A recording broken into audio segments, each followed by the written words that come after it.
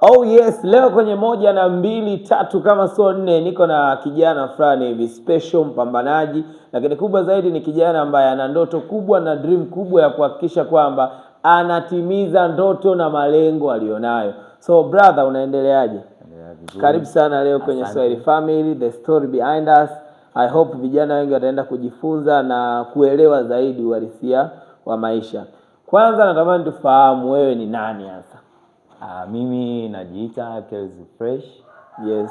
Kwa majina yanayopatikana mtandaoni, yes. Instagram, TikTok, Kelzi Fresh. Yes. Na majina yako halisia? Kelvin Nestori Mtewele. Wazazi wako wanajua kwamba umelikataa lile jina ambalo walijiuliza siku nzima tumepata jembe tumuite jina hili?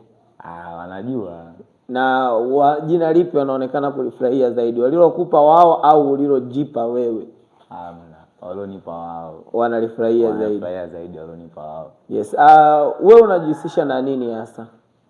Mimi kwa mambo ya fashion. Yes. Napenda sana fashion. Yes. Sana fashion. Na unadhani kwamba ndoto yako ya kufanya fashion itakusaidia wewe kwenye kutimiza ndoto zako na pengine huko mbele kukusaidia kutimiza mahitaji yako, au ni kupoteza tu muda? Hapana. Mimi naamini sana fashion ndio kila kitu kwenye maisha yangu. Yes. Sababu napenda. Yes. Yaani unajua ukishajiingiza kwenye masuala ya fashion, yes, unakutana na watu tofauti sana. Yes. Unakutana na kuna watu wa fashion, unakutana na watu ambao wana ushirikiano sana. Yes. Watu wenye upendo. Yes. Kabla sijaingia kwenye fashion, hivi vitu vingine nilikuwa sivipati. Yes. Unajua huko nyuma huko, yes, nilikuwa na mwanangu mmoja. Yes. Nisomaga naye sekondari. Yes. Alikuwa anafuatilia sana fashion, anapenda sana fashion. Yes. Akawa nishauri, ananiambia mdogo. Sasa mimi nilikuwa napenda. Yes. Lakini wajua kuna maisha fulani naona naweza kuingia huku, yes, kuna vitu naona nasema hivi kama vile mbona vitanipotezea muda, lakini nilipoingia kwenye fashion, yes, na nikafanya kitu ambacho napenda, yes, nakutana na watu tofauti sana. Naona hapa ndo sehemu sahihi kuwepo. Ndio maana bila bado nipo na napambania, naamini fashion siku moja itanifikisha sehemu fulani. Kati ya fashion na shule unayosoma, elimu ya chuo kikuu, unadhani ni ipi ambayo itakufikisha mbali zaidi kuliko nyingine? Naamini katika fashion sana. Kuliko shule? Kuliko shule. Kwa nini? So kwamba eti shule siamini. Yes. Naamini pia katika shule, lakini nilikuwa nafuatilia interview moja, kuna mshikaji mmoja alisema amini katika ndoto. Na ukishaamini katika ndoto na ukajiwekeza huko, mafanikio yapo. Yes. Kusoma tunasoma. Si unajua bana, mimi sio kwamba shule labda sipendi. Naamini katika shule. Lakini pia nikiwafuatilia watu ambao hapo katika shule, ukiwa shule watakuwa na kitu chako muhimu kingine cha kufanya ambacho unaona kitakupeleka sehemu fulani kama ndoto. Kwa mfano mimi ndoto yangu ni fashion. Na naamini katika fashion itanipeleka sehemu fulani, na shule pia ikiwemo. Unajua vitu vinaenda sana, vinaenda sambamba. Yes. Ukishakuwa katika shule na ukawa na fashion, utaelewa maana vitu kwenda sana. Sababu umeona, kwa mfano hapa nipo shule, nimetoka nyumbani, nimekuja chuo. Nimekutana na watu tofauti tofauti ambao wanaamini katika fashion. Isingekuwa shule, inawezekana nisingekutana nao kabisa. Kwa hiyo mimi naona shule na fashion zinaenda zote. Na pia sio kwamba eti masomo labda hayakufikishi sehemu popote. Sema nataka nipambanie kwanza ndoto yangu. Nasoma nimaliza, nipambanie ndoto yangu. Ndoto yangu naipa kipaumbele sana kuliko masuala ya shule. Lakini pia naamini shule kuna sehemu itanifikisha. Yes. Huwa unajisikiaje unavyoambiwa kwamba masuala ya fashion yanaharibu tamaduni zetu kama vijana wa Kiafrika, lakini pia yanachangia kwenye masuala ya mahusiano ya jinsia moja? Na huwa unajisikiaje ukiona mtu wa fashion amevaa namna ambayo haiendani na maadili ya Kiafrika? Kuna watu wa fashion wanavaa sketi, wanatoboa mpaka pua, wengine wanavaa magauni, wanasema kwamba hii ni fashion na ndio ambayo tunatakiwa kwenda nayo. Wewe huwa unaonaje hilo swala? Mimi cha kwanza naona ni utofauti wa uelewa na mazingira kitu kilichofanikia. Unajua kuna matamasha mengine, tamasha la fashion. Watakuwa yani, unajua fashion kwanza inaelezea uhalisia na inaelezea kitu fulani. Mtu anaweza kavaa nguo ana dhumuni la kuelewesha kitu fulani, lakini kwa uelewa wako wewe ukachukulia kitu tofauti. Unakuta kwa mfano mtu amevaa, niliona kuna kipindi hapa nyuma kama sikosea alikuwa ni msanii, aliingiaga stage amevaa sketi. Mapokezi ya watu wanapomfikiria mara kutoka kama hivyo wanasema kwamba watu wanaamini katika ushoga nini, lakini yeye ni fashion, mtu amevaa akiwa na maanisha kitu. Uelewa unatofautiana, lakini ambacho anachotaka kuongea ili kiweze kusaidia uelewa. Yani fashion ipo kwa ajili mtu akivaa anavaa kwa ajili ya kuonesha wewe hapo akiwa na maanisha nini. Na wewe ukakuta mtu kwamba eti amevaa kwa mfano eti avae gauni au sketi mtaani atembee. Inawezekani. Mtu anavaa hivyo akiwa kwa mfano kwenye tamasha. Hivyo ili aoneshe yani kwamba kwa hiyo kwa upande wako wewe ni sawa mwanaume kuvaa sketi kulingana na mazingira. Kulingana na maanisha sawa. Kulingana na mazingira. Kuna mazingira ukienda hiyo ni fashion, natakiwa uvae hivyo, hizo ni fashion. Lakini wajua kwa tamasha moja niliangalia la Likoin. Likoin. Umeona ukiangalia ile tamasha zao wanavovaa. Sababu unajiuliza hivi wanamaanisha nini? Lakini kama ni ufuatilie na uelewi, uweze ukaelewa ukafikia labda hawa wana support ushoga, lakini kitu ambacho na mtu anavaa kulingana maeneo na kulingana na ujumbe gani anataka kukufikishia wewe hapo. Kwa hiyo wewe kuna mazingira ambayo una uwezo wa kuvaa sketi? Sijafikia huko yani. Kwa hiyo tutegemee kuna level ukifikia utavaa sketi? Hapana, siamini hivyo. Sema mimi nachotaka kujua, yani nachotaka kuaminisha kwamba yani sio kila anayevaa sketi katika jambo la fashion atakuwa amemaanisha ushoga. Kwa hiyo unatuaminishaje kitu ambacho wewe mwenyewe huwezi kufanya? Kwenye dini tunaona Yesu alikuwa anatuhamasisha upendo na yeye alikuwa anafanya. Kwa nini wewe utuhamasishe sisi kwenye sketi ambayo wewe hutaki kuvaa? Mimi yani nachoona yani uelewa, yani nataka kumaanisha kwamba yani uelewa wa mtu na kitu anachokifanya na maana ya kitu hicho anachokifanya. Watakiwa hivyo navyo vyote uvielewe kabla ya kumjaji mtu. Unajua yani nilikuwa napitiaga posti fulani ya Musti. Niliona kuna mshikaji mmoja kwenye mashindano ya Mr. Musti. Kuna mshikaji mmoja alivaa kama nikataka kufanya na sketi fulani, lakini yani zile outfit ambayo alifikiria kuivaa ni alikuwa anatafuta utofauti. Lakini zile ambavyo utakapomjaji wewe unaweza kufikiria huyu ni shoga, lakini yani kuna outfit ambazo mtu kwanza yani kabla ya mtu kufanya kitu anaangalia mazingira, ujumbe atakao kufikishia.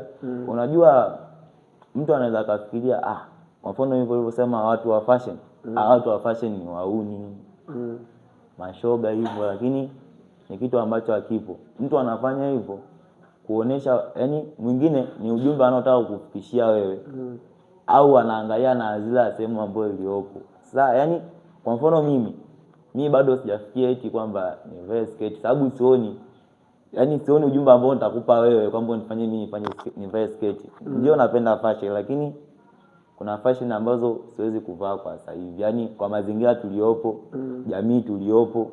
Kwa mfano kwa jamii yetu inayotuzunguka sisi hapa, ukivaa sketi yani na maadili ambayo tumefundishwa kwa mwanaume, ukivaa sketi eti kama ndio outfit yako kuonesha watu fashion, lazima mtu asikuelewe. Bado yani watu watafikiria kama hivyo au ushoga au nini. Kumbe ujumbe wako labda ukua hivyo, ni outfit yako uliopanga na mazingira na ujumbe uliotaka kuwapa wewe. Lakini kwa namna mtu anavyofikiria yeye na anavyokutafsiri, anaona kitu ambacho tofauti. Kwa yani kwa maadili yetu, kwa jamii yetu na kwa utamaduni wetu na kwa jinsi tunavyoamini, bado siwezi kuvaa, sijafikia lengo la kupasi. Una ndoto gani kwenye haya maisha yako, hususan kwenye mlengo wako wa fashion? Ndoto yako ni kuja kufikia wapi, labda itakuwaje na nini? Mimi yani nilikuwa natamani sana siku moja inatokea event kubwa, kwa mfano zile event zinazofanyika Italy zile Louis Vuitton nini. Yani I wish siku moja na mimi niwepo pale kwenye hiyo event. Unajua kwenye event kama zile zina watu wakubwa sana. Yani ukitaka yani uelewe sana kuhusu masuala ya fashion, jaribu kufuatilia watu wakubwa ambao wako nje sana. Watu au acha tu na watu wa nje. Mimi kuna jamaa mmoja hapa anaitwa Gotilion, namfuatiliaga sana. Yani wewe jamaa ajitahidi sana kuweka utofauti na watu wengine. Cha kwanza ukishawini tu utofauti, wewe kujiweka utofauti, kujitengenezea brand yako tofauti na mtu mwingine. Hapo unaweza ukaenda, sababu umeona Gotilion nikimwangalia na madesigner wengine. Yani na ajitahidi kuleta utofauti ambao utamfanya yani aonekane ni tofauti na kitu kingine. Na unadhani ndoto yako wewe itatimia na kuna siku eti na wewe utafanikiwa, utakuwa mtu mkubwa? Na imani na kingine jitihada. Unajua kila kitu Mungu kwanza, alafu jitihada. Mimi naamini sana katika jitihada. Ukisheka jitihada, mimi naamini mambo mengine yote yatafanikiwa. Yaani Mungu, jitihada. Mimi ndio vitu ninavyotembea ninavyoamini. Kama unaamini kupitia Mungu, wewe ni Mkristo au Muislamu? Mimi ni Mkristo. Kupitia Biblia imesema tusijisumbue kwa neno lolote isipokuwa neno la kwake yeye. Lakini pia tunaamini Wakristo wengi kwamba kila kitu ni mpango wa nani? Wa Mungu. Kila kitu kinachotokea kwenye maisha yetu. Kwa wewe kama Mkristo, kwa nini usitulie umwachie Mungu kila kitu akufanyie, kama ambavyo Wakristo wengine wanaamini kwamba Mungu atafanya kila kitu? Na kuna haja gani ya wewe kujisumbua kupambania hiyo unaosema wewe ndoto yako, wakati Mungu ameshaweka mpango tayari? Kusema kweli, yani mimi kama nilivyosema mwanzo, yani bila jitihada hamna kitu ambacho utakuja ufanikiwe. Yani niamini mimi. Yani unajua kuna kitu unaweza ukaanza ukasema basi ngoja nimwachie Mungu, lakini kama hujiwekea jitihada sure huwezi toboa, sababu Mungu ni anaangalia sehemu ambapo wewe umeanza ili aje akuongezee. Ndio maana hapa anasemaga msemo mmoja hivi, yani ukianzisha kitu usikikatie tamaa, kiwekee jitihada ili uweze kufanikiwa. Hata kama ukisoma, kama eti unasema bana mimi sasa hivi naenda katika kipindi cha mitihani, ngoja nimwachie Mwenyezi Mungu atafanya kila kitu. Bila kuweka jitihada ya kusoma, sure huwezi kutoboa. Mimi naamini sana katika jitihada. Ndio maana nasema Mungu, jitihada. Mungu ana nafasi yake na ana mwisho wake wa kufanya. Je, umefanya kipi ambacho kitakumfanya Mungu aseme mimi bana hapa niweke baraka zangu, huyu aendelee? Ndio hizo tunazoita jitihada. Fanya jitihada ili uweze. Kwa mfano mimi naamini hata wewe brother, hii brand yako ya Swahili Family, ungesema mimi bana nataka nimwachie Mungu kila kitu bila kuweka jitihada yako, na imani kwamba usingetoboa. Lakini umemtanguliza Mungu, ushauri wa watu, na umeweka jitihada zako wewe binafsi, na imani hadi umefika hapa. Kwa hiyo ni kitu gani ambacho kiliwahi kutokea kwenye maisha yako ukasema hapa kweli jamani, east or west Mungu yupo? Na kipindi bana mimi nakumbukaga, umeona mimi familia nilotokea mimi hapa nyumbani ni familia ambayo yani ni wasomi, wanaamini katika shule.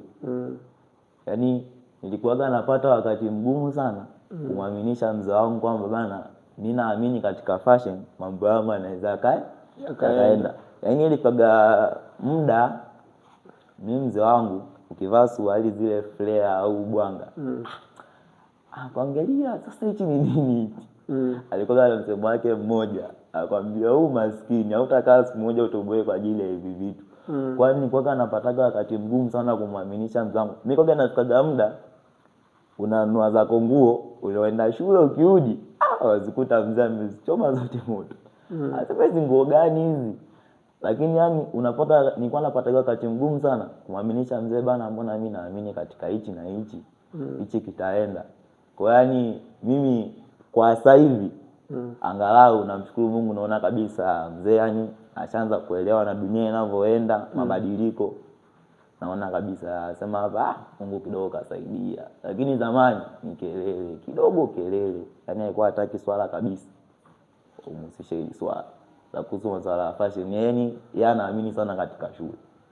Unajiona wapi miaka 5 mbele kutoka hapa sasa hivi? Kusema kweli bro, mimi najiona bado na safari ndefu sana. Sababu nikiangalia mabraza, nikiangalia watu waliokuwa mbele yangu, naona nawapitia wakati mgumu sana. Kwa hiyo mimi naamini kwamba hadi nje nitoboe hiyo miaka 5, bado natakuwa nipitie challenge nyingi sana za maisha. Yani bado na umri, yani unaangalia bado sana. Kwa hiyo naona na kazi nyingi sana ya kujitafuta hadi nje mbele. Bana, hii ni the story behind us, na leo nimepiga story na jamaa hapa. Of course imekuwa ni funzo, education moja ya maana sana kuelezea namna gani yeye ameweza kusucceed. Lakini ni ahidi tu, ni aina ya jamaa ambaye tutabidi tufanye naye session ya pili.